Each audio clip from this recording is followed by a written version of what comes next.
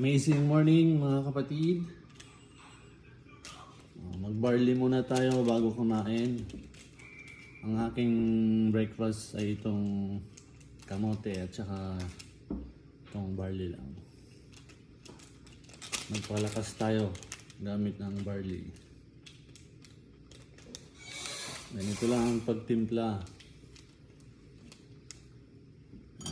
Sa malamig or warm water.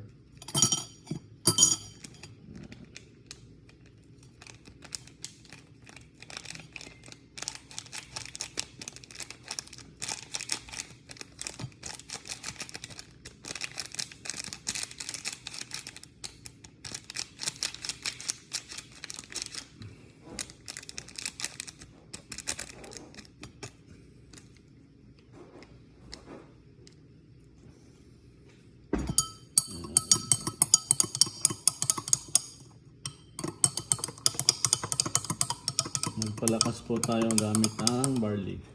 Sa mga may nararamdamang sakit dyan. Ang ganda po ito sa katawan kasi organic. Wala pong side effect na hindi maganda sa katawan.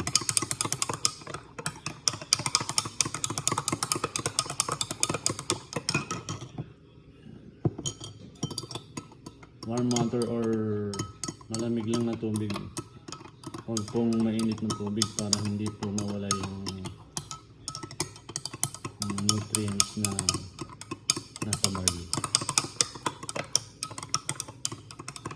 Lahat ng nutrients na kailangan ng katawan ay nandito sa amazing barley.